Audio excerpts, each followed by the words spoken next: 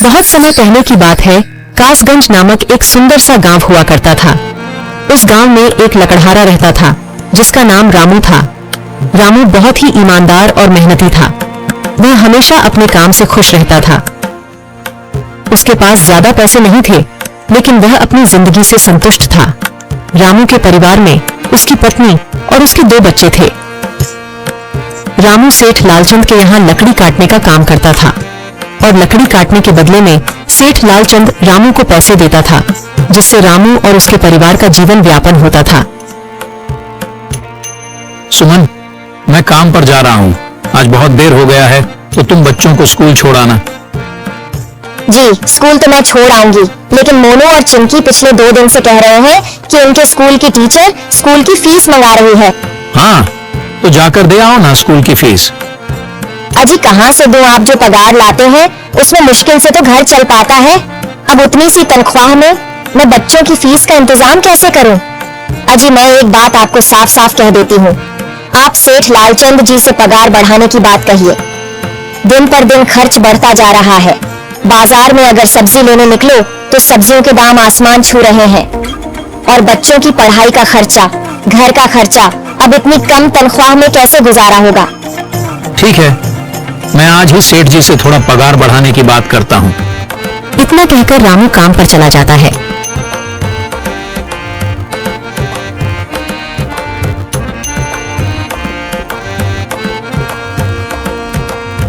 अरे भाई, आज तो पगार का दिन है। देखो, अब यह सेठ लालचंद कोई ना कोई लोचा जरूर करेगा। हमेशा कोई ना कोई बहाना बनाकर पगार कम कर देता है। और अगली बार तो मेरी आधी पगार काट ली थी, यह कहकर कि जो मैंने लालचंद जी से 200 रुपए उधार लिए थे, उसका ब्याज बढ़कर 1000 रुपए हो गया है। इसलिए मैं तुम्हारी पगार में से 1000 रुपए काट रहा हूँ। हाँ हरिया भाई, तुम एकदम ठीक कह रहे हो।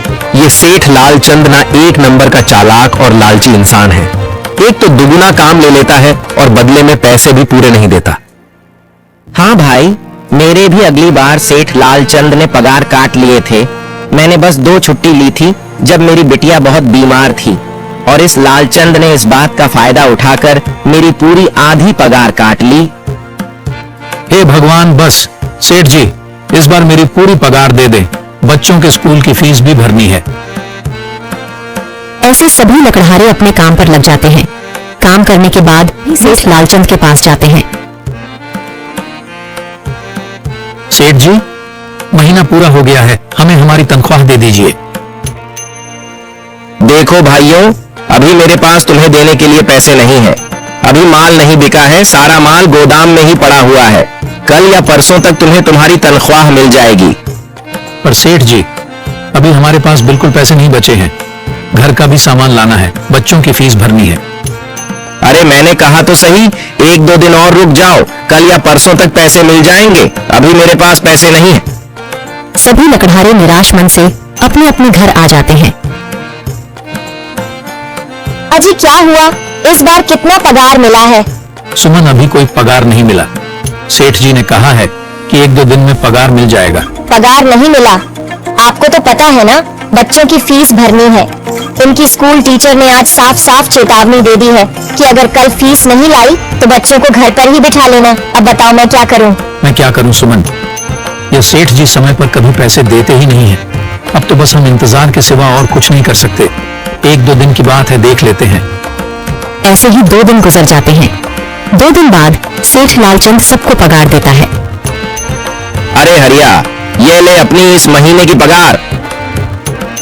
सेठ जी, यह तो बस 2000 है। मैंने तो इस महीने 3000 तक का काम किया है। हाँ, काम तो किया है, लेकिन तूने 1-1 घंटे आराम भी तो किया है। ये पैसे उसी आराम के कांटे हैं। पर सेठ जी, आपने तो कहा था 8 घंटे काम के महीने में 3000 मिलेंगे, और मैंने तो 8 घंटे काम किया और 1 घंटे आराम। देख हरिया, मुझे ज्यादा हिसाब किताब ना समझा। ये 2000 रख, अगर चाहिए तो, और अगर नहीं चाहिए तो कहीं और काम ढूंढ ले। बेचारे हरिया के पास उन पैसे को लेने के सिवाय और कोई रास्ता नहीं था। हरिया चुपचाप वह पैसे रख लेता है।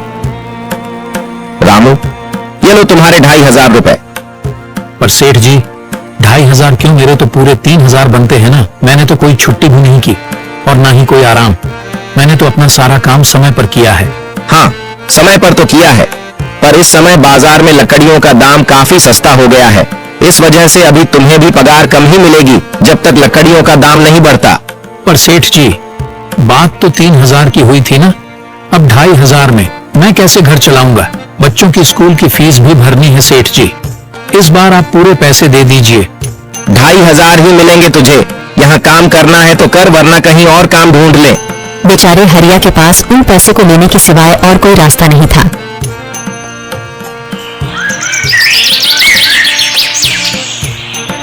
अरे भाई, यह सेठ लालचंद एक नंबर का बेईमान इंसान है। सारे पैसे अपने जेब में भर लेता है और बहाने बनाता है कि लकड़ियों के दाम सस्ते हो गए हैं। देख लेना, हम गरीबों की किसी न किसी दिन इसे जरूर हाय लगेगी। नहीं हरिया, ऐसे नहीं कहते। वह हमारे अन्नदाता है। आखिर उन्हीं के वजह से तो हमारा घर चल रहा है। अरे काहे का अन्नदाता? काम के पूरे पैसे तो देता नहीं है। पूरे महीने मेहनत करके भी क्या मिलते हैं? बस ये 2,000 रुपए। इसमें घर खर्च कैसे चलाएं? ऐसे तो हम कभी तरक्की नहीं कर पाएंगे। और हम कर भी क्या सकते हैं हरिया? हमें लकड़ी काटने के सिवा और कोई काम कहाँ आता है? और कोई काम खोलना भी चाहे तो उसके लिए हमारे पास इतने पैसे कहाँ हैं? अब जो भी हो, हमारा तो बस ये सेठ लालचंद ही सहारा है ना। कुछ देर बातें करने के बाद अपने घर की ओर निकल पड़ते हैं। जी आ गए आप। कितनी पगार मिला है? सुमन, इस बार सेठ जी ने बस 2,500 रुपए ही दिए हैं। बस 2,000? इतने में कैसे घर चलाएंगे? बच्चों की फीस में ही 1,000 रुपए निकल जाएंगे। फिर 1,500 में क्या क्या करेंगे? अब मैं क्या कहूँ सुमन, अब तुम्हें इसी में ही गुजारा करना होगा। तुम सबसे पहले बच्चों की फीस भर देना, इसके बाद बाकी का मैं देखता हूँ।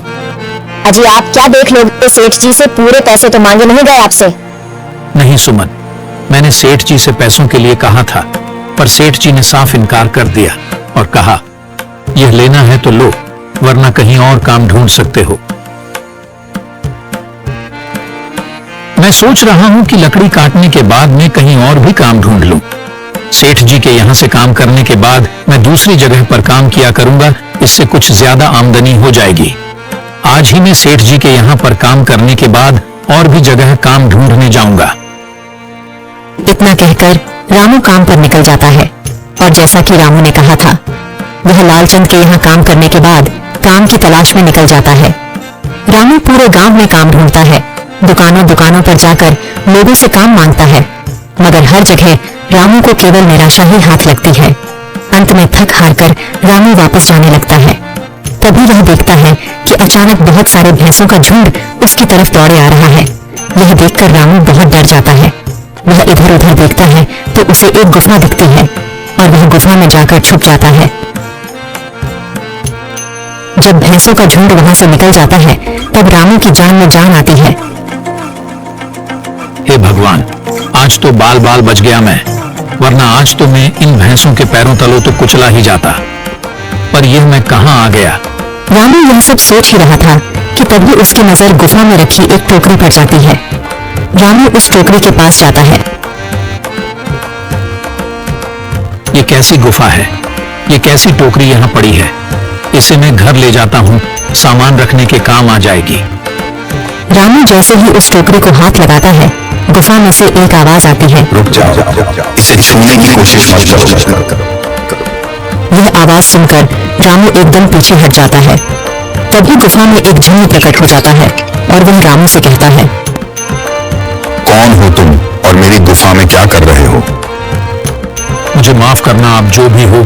कुछ भैंसों का झुंड मेरे पीछे पड़ गया था और उनसे बचने के लिए मैं इस गुफा में आकर छिप गया और फिर मेरी नजर इस टोकरी पर गई। माफ कीजिए, मुझे लगा यहाँ कोई नहीं है तो यह टोकरी किसी की नहीं होगी, इसलिए मैंने इसे छुआ। रामू, तुम्हें डरने की जरूरत नहीं है। मैं तुम्हारे बारे में सब जानता हूँ। मेरी नजर एक बार भी जिस पर पड़ जाती है, मैं उसका इतिहास अपनी खुली आंखों से देख सकता हूँ। पर आप है कौन और आप इतने विचित्र क्यों दिखाई पड़ रहे हैं? आप अपना परिचय दीजिए, कौन है आप? मैं एक जिन हूँ और मैं कई सालों से इस गुफा की रक्षा कर रहा हूँ। यह गुफा मेरे पूर्वजों की है। इस गुफा में केवल वही इंसान घुस सकता है जिसका मन बिल्कुल पवित्र हो। अगर तुम तुम अपवित्र होते तो तुम इस गुफा में कभी नहीं घुस पाते। तुम एक सच्चे इंसान हो, इसलिए तुम इस गुफा में घुस पाए और इस टोकरी को छू पाए। अब तुमने इस टोकरी को छुआ है तो यह टोकरी तुम्हारी हुई। नहीं, मुझे ये टोकरी नहीं चाहिए, मैं तो बस देख रहा था। डरो मत रामू, तुम ये टोकरी ले जाओ। ये कोई साधारण टोकरी नहीं है, बल्कि यह जादुई टोकरी है। जादुई टोकरी? क्या यह वही जादुई टोकरी है जिसके बारे में हमारी दादी कहानी सुनाई करती थी कि किसी गांव में एक जादुई टोकरी हुआ करती थी और वह सबकी इच्छाएं पूरी करती थी? हाँ रामू, ये वही जादुई टोकरी है। अब तुम इस टोकरी के मालिक हो। तुम इसके इस्तेमाल से अपनी स्थिति सुधार सकते हो, पर याद रखना, तुम जो भी वस्तु इस टोकरी में एक बार डालोगे, वह चीज ही तुम्हें बार बार इस टोकरी में डालनी होगी। इसके अलावा तुम और दूसरी कोई चीज इस टोकरी में नहीं डाल सकते।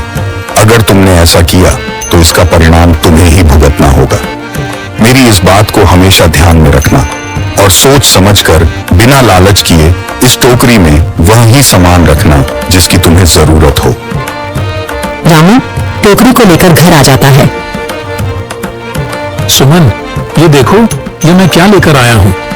क्या लाए हो आप? बस ये एक टोकरी। सबसे पहले यह बताइए, आप तो काम की तलाश में गए थे ना, तो कोई दूसरा काम मिला कि नहीं? नहीं। अरे सुमन, मेरी पूरी बात तो सुनो। ये कोई ऐसी वैसी टोकरी नहीं है, बल्कि ये एक जादुई टोकरी है। रामू सुमन को वह सारी घटना के बारे में बताता है जो उसके साथ हुई। अच्छा, तो आपका कहने का मतलब है कि इस टोकरी में हमें कोई ऐसी चीज डालनी होगी जिसकी हमें सबसे ज्यादा जरूरत हो। हाँ सुमन, हमें सोच समझकर ही इसमें कोई चीज डालनी होगी। रामू थोड़ी देर सोचता है, फिर उसका ध्यान उन लकड़ियों पर जाता है जो एक बार उसने सुमन को रखने को दी थी। सुमन, तुम्हें याद है, एक बार मैं जंगलों में लकड़ियां काटने गया था तो मुझे एक चंदन की लकड़ी मिली थी और वह मैंने तुम्हें लाकर दे दी थी। हाँ, दी तो थी। तो तुम उस लकड़ी को ले आओ। हम उस चंदन की लकड़ी को ही इसमें डालेंगे और उस लकड़ी से अपना एक व्यापार शुरू करेंगे। सुमन चंदन की लकड़ी को ले आती है और उसे टोकरी में डाल देती है। वो जैसे ही चंदन की लकड़ी उस टोकरी में डालते हैं, उसमें कई सारी लकड़ियां आ जाती हैं। अरे वो ये तो चमत्कार ही हो गया। ये देखिए कितनी सारी चंदन की लकड़ियां हो गई। अगर आप इसको बेचेंगे तो इससे काफी अच्छे पैसे मिलेंगे। हाँ राधा, मैं कल सुबह बाजार जाकर इनको बेच आऊंगा और जो पैसे मिलेंगे उससे हम अपने मोनू और चिंकी के स्कूल की फीस भर देंगे और बाकी बचे पैसों को संभाल कर रख लेंगे। अगले दिन रामू लालचंद सेठ के यहाँ काम पर न जाकर चंदन की लकड़ियों को बेचने के लिए बाजार की ओर निकल पड़ता है। वहाँ पर रामू चंदन की लकड़ियों को बहुत ही कम दामों में बेचा, जिसकी वजह से आम लोगों के साथ साथ बड़े व्यापारियों ने भी रामू से चंदन की लकड़ियां खरीदी। लकड़ियों को बेचकर रामू को काफी अच्छे पैसे मिले। पैसों को लेकर चंदन घर आ जाता है। ये देखो सुमन, उन लकड़ियों को बेचकर मुझे कितने सारे पैसे मिले हैं। ये लो कुछ पैसे, इससे तुम कल मोनू और चिंकी के स्कूल की फीस भर देना। अच्छा, तो मैं काम पर जाता हूँ। अजी आपके पास तो अब यह जादुई टोकरी है, तो अब आपको उस सेठ लालचंद के यहाँ काम करने की क्या जरूरत है? हाँ सुमन, मैं सेठ लालचंद जी के यहाँ काम पर नहीं जा रहा, बल्कि मैं तो वहाँ पर जो काम कर रहे बाकी के लकड़हारे हैं उन्हें ये खुशी की खबर देने जा रहा हूँ, क्योंकि सेठ लालचंद जी से मेरे साथ साथ वह लकड़हारे भी बहुत परेशान थे। इसलिए अगर मेरा भला हो रहा है तो क्यों ना मैं उन सभी का भला करूं। वह सभी बहुत ईमानदार लकड़हारे हैं, वह सभी बहुत मेहनत से काम करते हैं, मगर लालचंद ने कभी भी उनको उनकी मेहनत के सही पैसे नहीं दिए। इसलिए मैंने सोचा है क्यों ना मैं उनको अपने इस काम में शामिल कर लूं। हाँ जी, बात तो आपकी बिल्कुल सही है। अगर आप सभी लोग एक साथ मिलकर काम करेंगे तो हम सब बहुत जल्द ही तरक्की हासिल कर लेंगे।